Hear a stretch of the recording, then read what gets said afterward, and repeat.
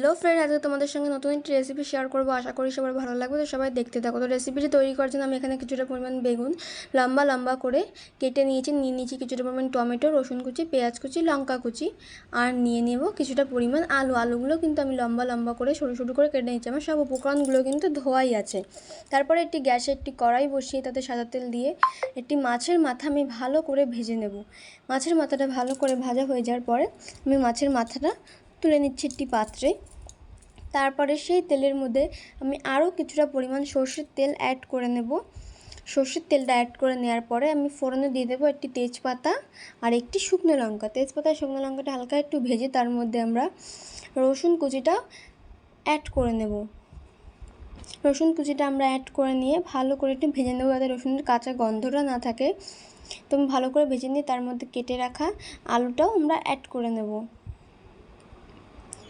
আমি বলে দিই আগেই, এই রান্নায় কিন্তু আমরা খালি মাছের মাথাই ব্যবহার করব, মাছ কিন্তু ব্যবহার করব না।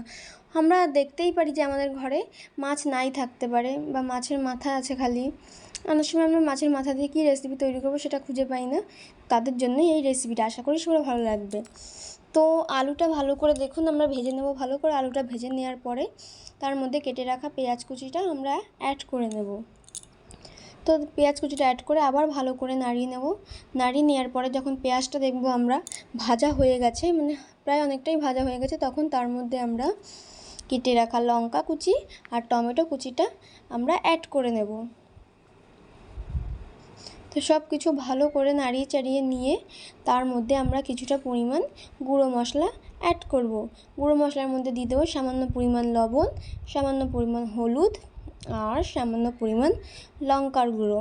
আমি কিন্তু এখানে যেহেতু কাঁচা লঙ্কা দিয়েছি তাই জন্য আমি লঙ্কার গুঁড়োটা সামান্য পরিমাণই অ্যাড করেছি, বেশি দিলে আবার খুব ঝাল হয়ে যাবে, তখন খাওয়া যাবে না, তাই জন্য।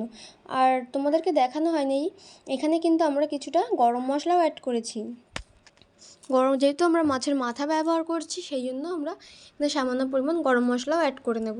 তো সব কিছু মশলা দিয়ে ভালো করে নাড়িয়ে চাড়িয়ে নিয়ে তার মধ্যে কেটে রাখা বেগুনগুলোও আমরা অ্যাড করে নেব।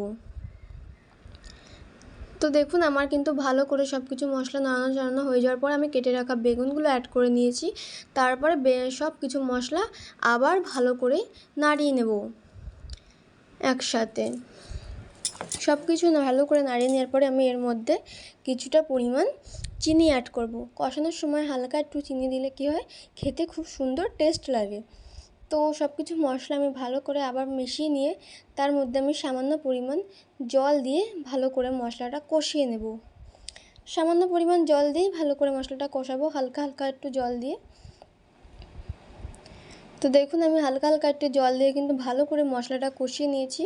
তারপরে আমরা এখানে পরিমাণ মতন জলটা ব্যবহার করব।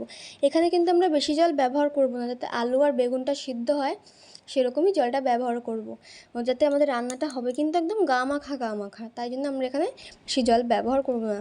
তারপরে আমরা এর মধ্যে মাছের মাথাটা অ্যাড করে নেব। মাছের মাথাটা একটু হালকা একটু ভেঙে দেবেন, তাহলে কী হবে, মাছের মাথার মধ্যে মশলাটা ঢুকবে ভালো করে, খেতেও খুব সুন্দর লাগবে।